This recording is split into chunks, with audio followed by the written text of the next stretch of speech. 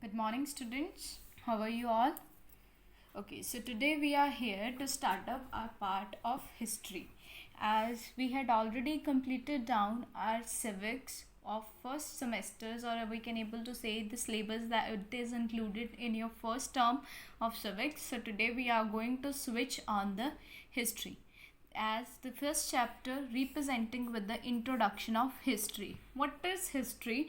History word is definitely derived from the word historia, which means to inquire or to research something. The history is something or which we study about the past. So history is something which we came to know about from our past, or the things which we study from our past is mainly considered as an history. A history word really representing the past things which is going on in a country. So in this chapter what we are going to discuss down, we came to know about the history, why there is a need of study of history, or what is the need of study our past. Further we are going to discuss down about the prehistory, further chronological order. Chronological order is representing to the proper sequence. A proper sequence must be there,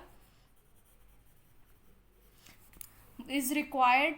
When the proper sequence is not there, like if I talk about, I am just talking about my history, so I started down with 2014, then I switched to 2018, then I switched to 2016.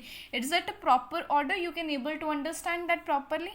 No, now. So the chronological order is something which help us to maintain the sequence. And further we are going to discuss down the geographical factors and the literary and archaeology services. Okay, sources, or we can able to say that the factors. So moving further, the starting up of the chapter, the word history and the prehistory. The word history, as I told you earlier as well, derived from the word historia, which means to inquire or to research something. And definitely the history is about the study of the past. To study the past which has already gone down is representing the history. And make sure that history must be going on in a proper chronological order. Chronological order, that means is going on in a proper sequence. Moving further, if I talk about the prehistory, prehistory means that we had already discussed down, we are aware about the history, we are aware about the study of our past. That is everything which we found in a written form is representing in the history. But if I talk about the prehistory, I don't have a written record of anything. It is about just of little bit of guesses, like I found different tools, I found different weapons, I found different bones, I found caves is representing to the gufa. Okay, so when I found all such kind of things and want to know about that, like I found a cave, so from that cave I came to know that the life of Buddhism Buddha's paintings are there. So from that cave I came to know about the Buddha, but I don't have a written something na. Just because of those caves I came to know about the Buddhas, I came to know about the different tools, weapons which is being used there, invention of wheel, and each such kind of thing is included in the prehistory. So before starting that, what you have to do, that you have to read the extract and answer the question which are given below. Name the two dinosaurs rich countries. Dinosaurs is also now not available or not present in our country, or we can able to say in our world, but name particularly two dinosaurs rich countries are China and Argentina. Okay, so if I talk about who steal the valuable artifacts from the archaeological site, a poacher is one who steal this facts. Okay, so moving further, the third one is where are these fossils sold. So the looters then sell the fossil to the middleman who arrange for them the smuggled out of the country to Europe, America, Japan and other part of the world, where they are sold for the auction houses and antique fairs, fossil shows or over the internet. So hope you are clear with the answers. So but before doing this, just read down that. Okay, Going further, if we talk about the second, which we are going to discuss down, why the study of past is important, why it is that much importance to know what is going on or what had happened in our previous India or in past time period. Definitely, if we are not aware about our past, we are not able to prepare properly our future, as we all know that. So how the past help us? Definitely just to understand the people and the society, just to understand change and how the society will live into came. Okay, so the third one, it provides the moral understanding material.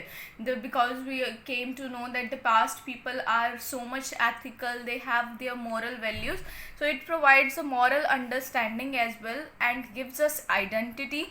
Along with that, it teaches us how to research and analyze the evidence. We came to know about the methods of research, like when we found a stone, we came to find out with the help of research that of particularly about a stone age. The last one is record the changes that have taken place over a period of time. We are free to record the changes which had completed down over a period of time. Okay, so the mainly the timeline is there. This is timeline, how the timeline is going to be shown down. The timeline is definitely in a proper chronological order. It must be in a proper chronological order, or we can able to say in a proper sequence. Now the question arises, how we are able to start up our timeline. Like the people are so much fond of Jesus Christ, that is the reason they make this timeline with the evidence of the birth of Jesus Christ. And when the birth of Jesus Christ arises, that is represented to 1 CE. CE represented to the common era, and after the birth is written as a CE, and before the birth we said that before common era. जब Jesus Christ का birth हुआ तो 1 CE 1 common era से हमने उस line को depict किया, और after the birth we wrote down the common era, and before the birth we wrote down before common era. Okay, is it clear to you? Like you can able to see down 500, 1000, 1500, 2000. In the math you have completed down the line number or the number line na? So that is the same concept we are using in history just to show the time period. So moving further, the second we are going to discuss down about the chronology. What is chronology? Chronology is the way events are arranged in according to the order, as we had already discussed down here, chronological order. So chronology is something which we want to place down in a correct sequence. Like if I talk about, you have to write down your detail from birth to 2020. So you have to write that in a chronological order, starting from your birth year and till 2020. Okay, so the knowledge of the past in the correct order gives us idea what happened first and what happened later. If we want to write down everything in a proper sequence, it is very difficult for us to understand the things. Moving further, if I talk about the geographical factor, geographical, as we discussed down in the civics as well, geographical words related with the location. So there are some geographical factors as well which play a very important role in the shaping of the history of the country. Like we can able to say that the important features of this Indian subcontinent is the vast fertile plain of river Indus and Ganga. We came to know about the Indus and Ganga and their tributaries from the histories. Along with that, we came to know about the nearer cities which located near the Indus or Ganga. So if I talk about, we came to know about the Himalayan mountain range, as Himalayan mountain range act as a barrier between the India and Central Asia. It act as a barrier. Barrier होता है कि जो रुकावट बने उसे connect करने में. It act as a barrier between India and Central Asia, and the various passes in the mountains were there. Passes होते हैं जो routes होते हैं ना, जैसे hill है यहाँ पे, ठीक है. So here you are free to find out the route to move on that particular area, okay, on the particular hilly area. So all such kind of a thing, the Deccan Plateau, the Southern Peninsula Plateau, river valley, mountains, plateaus, all such kind of a thing we came to know from our definitely history, which we are further using down in our present as well. So moving further, if I talk about the cultural diversity, cultural diversity is also very important, as we all know that India is considered as a rich in the culture. Their cultural values, their cultural customs, each and everything is being respected all over the world. So definitely in history shaping, cultural value is something which is very much important. So the people definitely traveled from one part to another of the subcontinent to other. Some travel in search of livelihood, while other travel in search of food. Religious leader travel, means sadhu sant, okay. So religious leader traveled just to pursue down there, or just to spread their teachings and messages, and the rules marched with the arms and conquer areas and expand their empires. They just moved down from one place to another just to spread the moral values or teachings to the people. So further we came to know about the various Mughal rulers, and along with that the sharing, or the concept of sharing and exchange of idea, of tradition, like people are moving from one place to another. Definitely if I talk about the Punjabi family goes to Gujarati. So they came to know about the culture of Gujarat as well. Even the Gujarati people came to know about the culture of Punjab as well. So this is how the sharing and exchange of idea, tradition and custom or culture is going on or practiced on. Okay, is it clear to you? So here is some question given that you have to do it by yourself. The first is representing. What is meant by the history? What is history?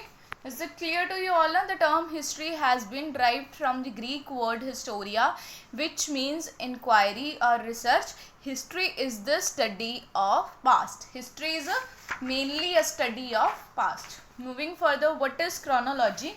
Chronology, definitely to arrange something in a particular order or a proper order. Chronology is the way events are arranged in and according to the order of time. So the third one, name the following. Year after the birth of Christ is mainly known as AD, Anno Domini, or the second one is the period from which we have no written record. From which we have no written records, definitely before the common era, because if I talk about before common era, the oral conversation was there. Even a little bit people write down on the palm leaves only, and most of them were destroyed. No paper was there, as it is written there. Common era is also known as Anno Domini, and the before common era BCE, before common era. Okay, so moving further, the next one which we are going to discuss down is, for how long has the earth existed, and since how long have the human lived on it? The earth is 4.5 billion year old, and human has existed near about almost 1,90,000 years. Okay, so moving further, the second one which we are going to discuss down is the sources of history. What are the main sources of history? What are the sources from where we came to know about the history? It is not like from one person came from history and he taught us each and everything. It is not the reality. Definitely we came to know, we are aware that our ancestors, our forefathers or our previous generation are doing such kind of thing. From where we came to know that? Definitely the three sources are there. The first is representing the literature, the second one is representing the archaeological, and the third one is representing the oral source. The word is quite clear to you. Literature representing with a written form, something which we found in a written form. Okay, so like if I talk about Ramayana, Mahabharata, the Vedas, all such kind of things are included in a literature. And the second one, that is archaeological. Archaeological representing that I found a particular coin that is used in ancient India, I found a painting, I found a poetry, I found a jewelry. From there I came to know about the people who are living in the past. That is representing the archaeological. Okay, moving further, the third is representing the oral source. Oral source means we both are talking and I told you before the birth of you, all this is happening in our India. That is mouth communication. Oral source is representing the mouth communication. So the literary source, as I told you earlier, is a written account or in a written form. So what happened, we got information in the written form about our past. That information is related with the social, political, economic and cultural condition of that particular time period. Everything which we found is in written form, or we can able to say is in literature form. Moving further, the second one is archaeological. Archaeological definitely representing to objects, particular objects which are surviving in present time as well, in present scenario as well. This includes the monuments, coins, painting, sculpture, poetry, jewelry, all such kind of things which is related with a little bit talent. Like I found a cave and there the painting was made on that. From that painting I came to know about the lives of people. So this is known as archaeological. Okay, the third one is representing to the oral source. The information is passed down from the help of mouth. The information is passed down with the help of my mouth, with the help of words like songs, myths, legends, stories. So all such kind of a thing which does not have any written record is included in this. So here you can also able to see the table is drawing there, the sources of history, literature, archaeological source, and the third one is oral source. Further, the literary source comprises of two parts, that includes a foreign source and indigenous source, and further a foreign source, text of foreign travelers, and archaeological source, objects like painting, coins, poetry and jewelry. And if I talk about oral source, songs, myths, stories, everything is considered as an oral source. And if I talk about the indigenous sources, work of Indian writer, that is further divided into sacred. Sacred means to purest form. Sacred word representing to the purest. Like if I talk about temple, temple is considered as a sacred place. Okay, the second one is representing to the secular literature, that is Panchtantra, Arthashastra, all such kind of a things is included here. So now we are going to discuss down all these three elements or all these three sources in detail. So hope you are clear with this now. So what is included in the literary source? Definitely the literary source refers to the written record of the past. It refers to the written record of the past. That something which we found in a written form is considered as an literary source. But now we all are aware that paper was just introduced in the 13th century. But before that, what people do? We said that the literature is something which is written form. The paper was introduced in 13th century, but the people are living before that as well now. So what they did, they just take down the palm leaf. Palm leaf, I think you all clear na, ek badi sari leaf hoti hai, that is a palm tree leaf. So they take down that and start writing on that, and that writing of document is also known as manuscripts. That documents is known as manuscripts, bark of which is also used by them. Okay, so they take down the leaf of those trees as well, just to write down their thing. And if I talk about manuscript word, from where it came from the Latin word, that is manu, which means hand. It means the thing which is handwritten. They don't have printer na, they don't have computer. It is not possible for them just to give command and take down the printout. So the everything which they found is definitely in the handwritten. And the drawback for this is some of the palm trees we found the trees leaf and we found our literature, but some of the leaves are being eaten by the insect and they all are destroyed, and some are still preserved in the temple. Preserved means कि बचे हुए हैं, हमने संभाल के रखे हैं. Okay, some of these are still preserved in temples, monasteries and the libraries. And if I talk about the manuscript definitely gives us information about each and everything which is going on in the previous India. Okay, further the literary sources can be classified into the indigenous and the foreign source work. As we had discussed here, that two sources are further divided. The first is representing to the foreign source and the second one is indigenous. The foreign source and indigenous source, definitely indigenous work includes work of Indian writer.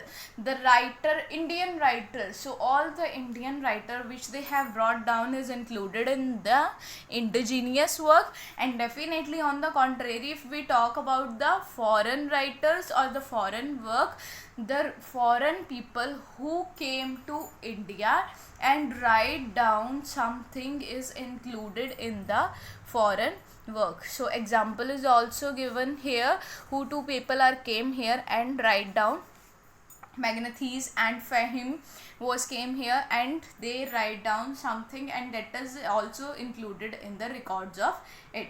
And if I talk about the indigenous literature, are further divided into two parts. The first one is sacred literature and the second one is secular literature. The sacred literature, definitely sacred, as I told you earlier as well, the purest form, pavitra word is used as a sacred. So though our Vedas, our Ramayanas, our Mahabharatas, all such kind of writings which is based on the religious themes are included in the sacred literature. And if I talk about the secular literature include up the works on grammar, science, politics and political drama, Arthashastra by Kautilya and the Kalidas writings and the folk tales, Panchtantra, you all are heard all such kind of words. So all such kind of things are included in the secular literature. Is it clear to you now?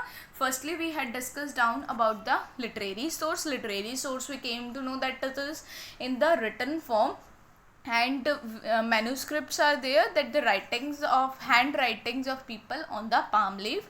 Further, we came to know about the indigenous source. Indigenous source means that written by the Indian writers, and the foreign source written means that any foreigner came to India or visit to India and wrote something on particular India. And moving further, it is divided into two parts. The works of Indian writer is further divided into two parts. The first one is sacred literature and the second one is secular literature. Sacred literatures mean Ramayana, Mahabharata, that is something related with the religion. And if I talk about secular literature, that include Panchtantra, Arthashastra, poetry, drama, grammar work, all such kind of things are included in the secular work. Okay, so here the Magnates and Fahim, who the two person as we discussed down as a foreign travelers came to India and write down, so their writings or their introduction are given here, so you just have to read it once. So moving further, if I talk about, so there are different kinds of script which we are using, like the Prakrit and Brahmi are no longer existing scripts, but still we found that in ancient India the Harappa script was there. That is an example of the historian, and still we are unable to decipher. Decipher means होता है किसी चीज़ को trace करना. We found that thing, but we are not able to understand that properly what is written on that. So here is the question given. So name some more literature text. So literature text, as we discussed down, is included up here. So secular literature text we just want to discuss down. Arthashastra by Kautilya is there, Panchtantra, folk tales and Natya Shastra, Jataka tales, each and everything is included in the secular literature text. Who were Kautilya and Kalidas during the of which king the density did they live. Kautilya, the author of Arthashastra, a scholar of political science and economics in the ancient India, lived during the region of Chandragupta Maurya of the Mauryan dynasty. And if I talk about Kalidas, a classical Sanskrit writer or a dramatist poet, is believed to have lived during the region of Chandragupta Vikramaditya of the Gupta dynasty. So they both belongs to the Guptas. One belongs to the Gupta's dynasty and another one is belonging to the Mauryan density. Okay, is it clear to you till here? So moving further, now we are going to start up our archaeology. As I told you earlier, the objects like paintings, coins, pottery or jewelry, when we found that all such kind of things are included in our archaeological source. So archaeological source is being done by the, or just to who trace the archaeological sources is known as archaeologist. Who trace all such kind of a thing is known as archaeologist. So what is included there? Inscription was important means of recording information during the past. Stone tables, pillars, metal pails, so such kind of things are being used just to get the information. Like if I talk about the king, the particular kingdom was there, so the kingdom, the painting which is done on that kingdom is representing the story of king, that is also being traced down by our archaeologist, and that is known as the study of inscription is known as epigraphy. The study of inscription is known as epigraphy. And moving further, we found the tools, we found the weapons, we found the poetry, we found the painting, sculpture, jewelry, buildings and ceiling, which covers this information, and we are using those information, the which stone we found, we use the information, we collect down the information from that particular source. So moving further, we study about the grains, we study about the plants, we study about the bones of animal which we found from our history. So after that we came to know about the food and livelihood of the peoples, and moving further we study about the forts, temples, monuments which are present in the ancient India. From there we came to know about the Ashokan pillar and Sanchi stupa. So okay, all such kind of things.